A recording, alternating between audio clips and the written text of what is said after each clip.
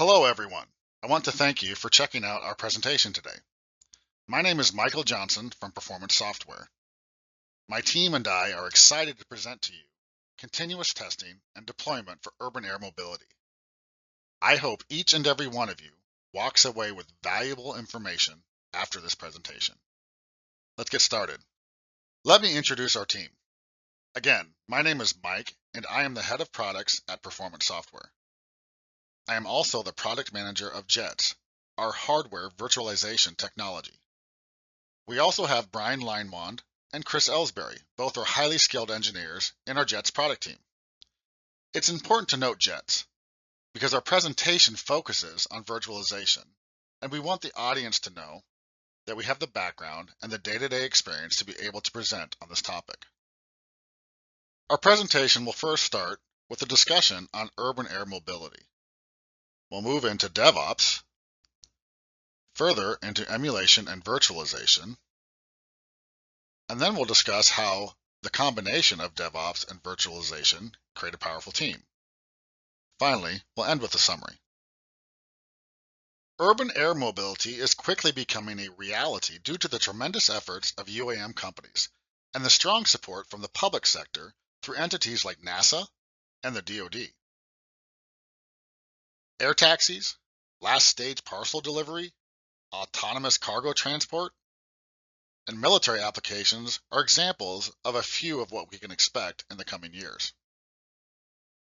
Some vehicle developers are expecting commercialization to start as soon as 2023. Despite this, UAM manufacturers face a number of major issues.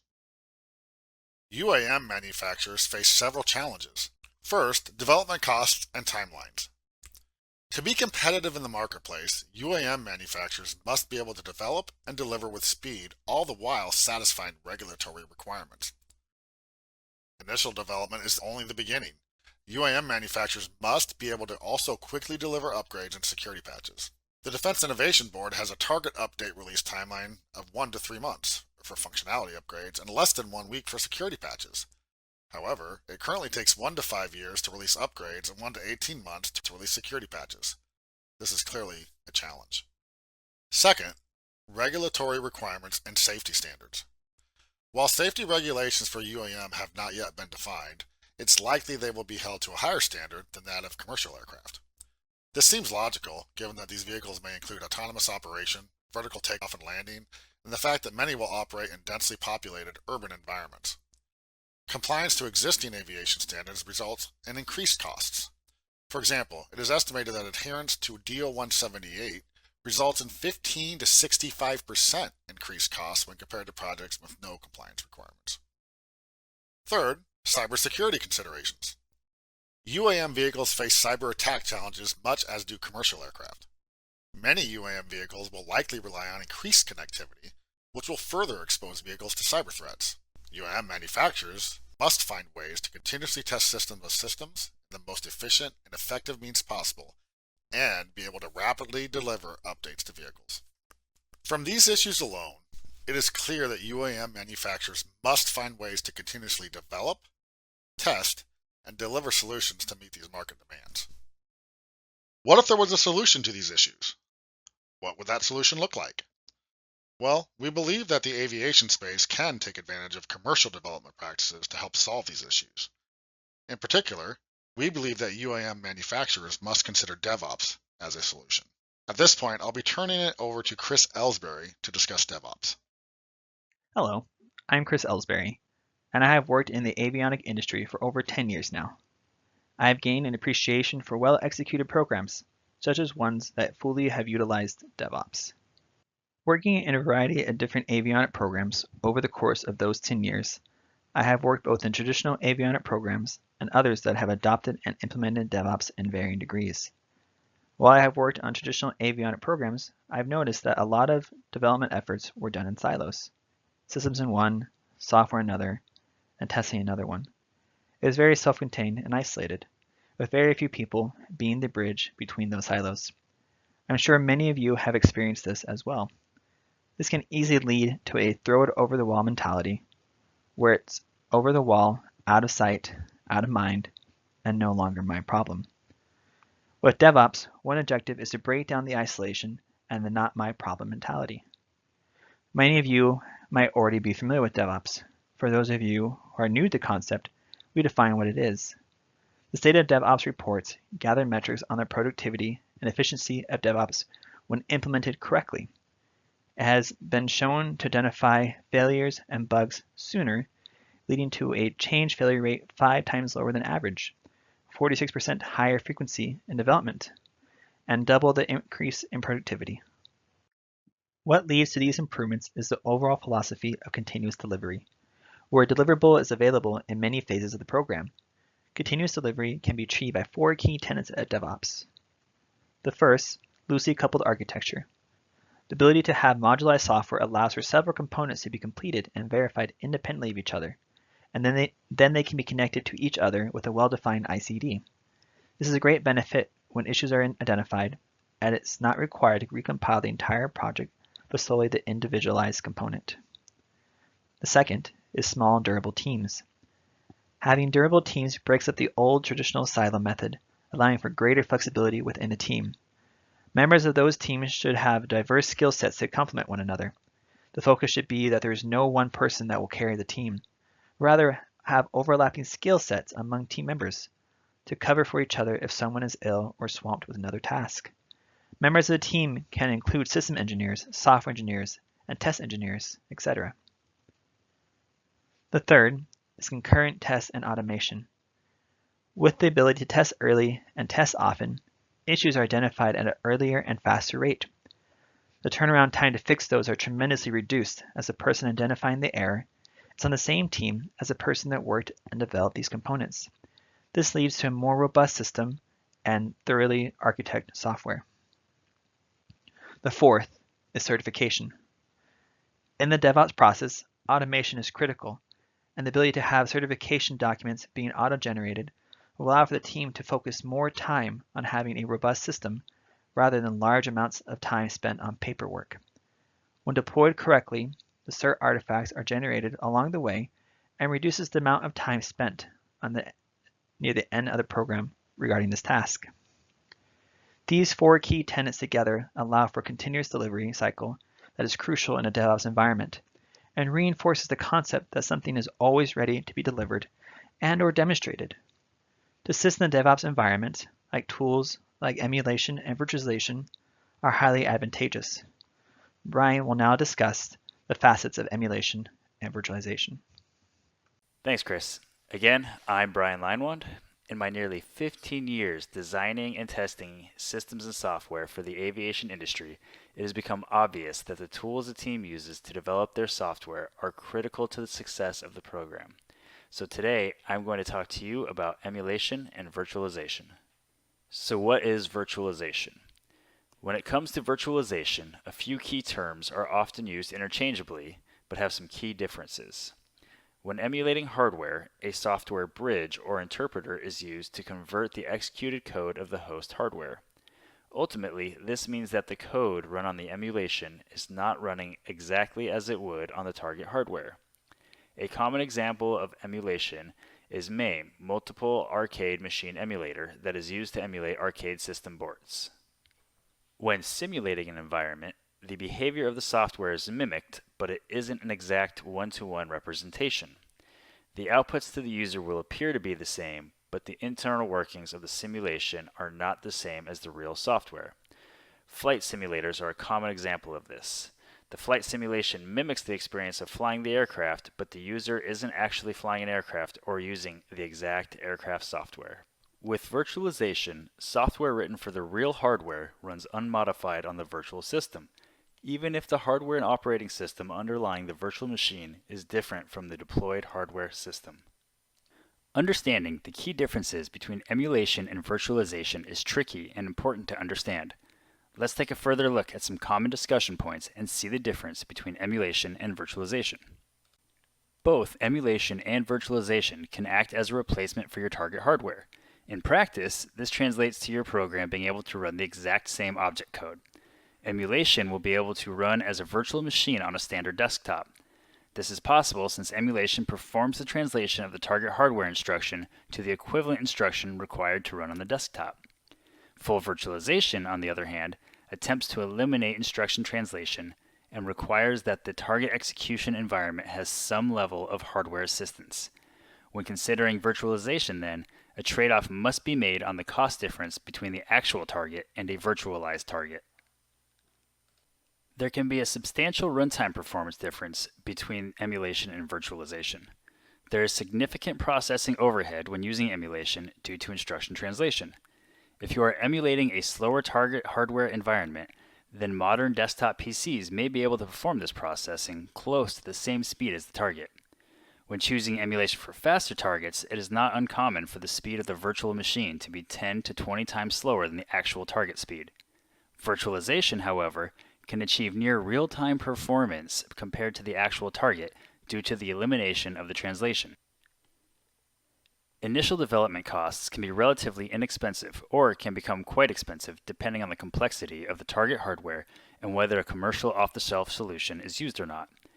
It is common for system-on-a-chip hardware vendors to provide an emulation. An open-source emulation environment such as QEMU is usually used to provide this capability. If the target hardware is more complex than just an SoC, the costs increase significantly. In these cases, commercial off-the-shelf solutions are highly recommended, which will provide a significant cost advantage while also providing additional functionality. Further, commercial off-the-shelf providers can help with custom solutions. In the aviation industry, along with many others, it is becoming increasingly common to have suppliers create and design different modules or units of the overall system. With both emulation and virtualization, it is possible to create a system of emulated or virtualized systems. A supplier would simply provide the system integrator with their current software running on top of their emulated or virtualized hardware. The system integrator could then use commercially available technology to synchronize the timing of the various emulations and virtualizations to create a virtual system. This virtual lab support enables a system of systems to be deployed to the cloud.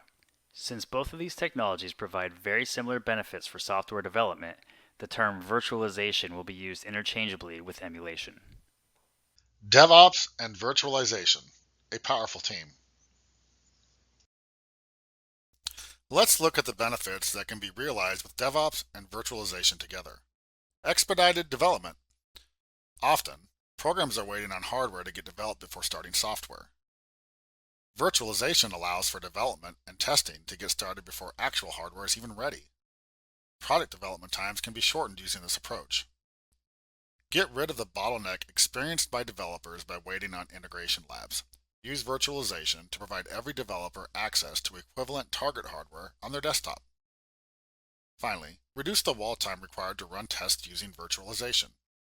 This can be done by running tests in parallel on server farms or by using cloud computing. Decreasing cost. Traditional avionics development splits development teams into silos, often by lifecycle areas. This results in higher costs. Creating small teams that own the lifecycle of their product is more efficient. To ensure quality, we recommend assigning product owners to work with these development teams. The product owner can ensure that requirements and tests match what is expected of the product. Finally, test rigs are expensive. Programs can reduce the amount of rigs required by providing access to equivalent hardware at the desktop.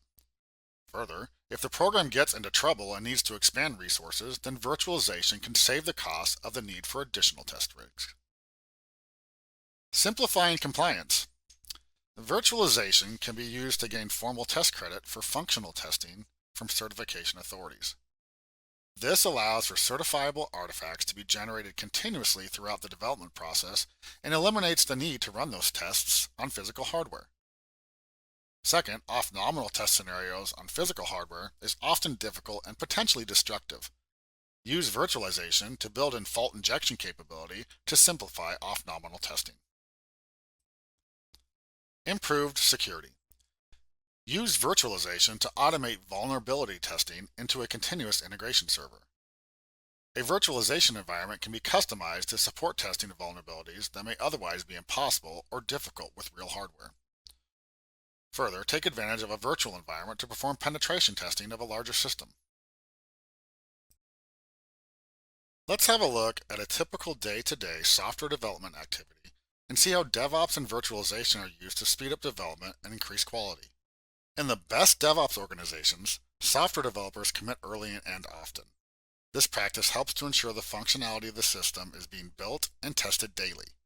In addition, developers can more easily review and identify small changes.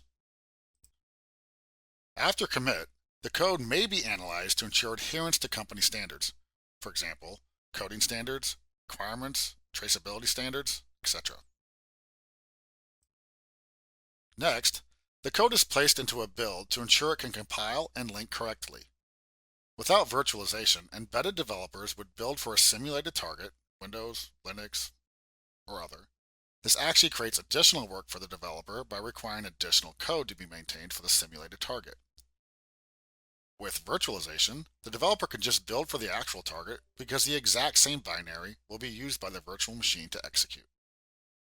Regression testing is key to ensuring identification of regression issues and to ensure adherence to requirements. At this stage, the build server will determine what tests are required to be executed. One important item to note is that with virtualization, the developer can write the tests once and they can be used to run on a virtualized target or the actual target. Automated testing is a key tenet of DevOps. For embedded developers, this is difficult given the expense and complexity of automating target hardware. Often, embedded developers turn to simulation or are required to build expensive test cards to aid testing the target. This practice is often unmanageable due to the expense and inability to test at scale. Virtualization helps to solve this problem as the virtual machine can be used to run one test or a suite of tests on a standard desktop computing resource.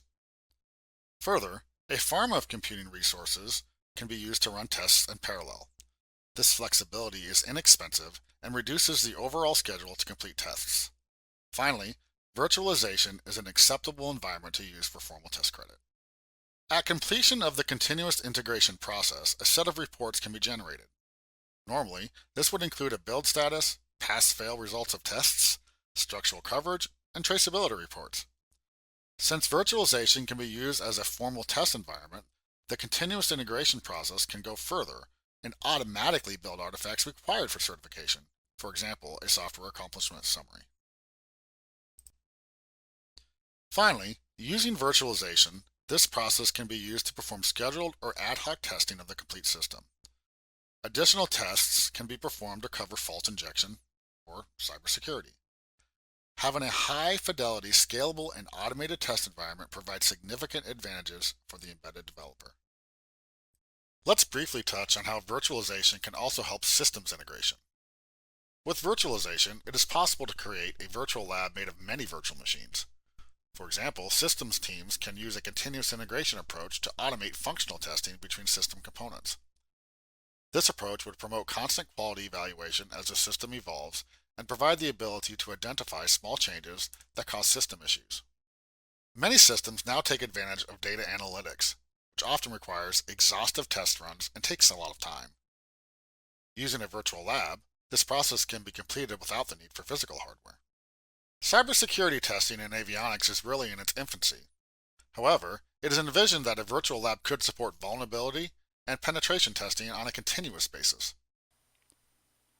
Companies in the UAM market must overcome cost restrictions, smaller timelines, strict regulations, and safety standards, as well as cybersecurity threats in order to succeed.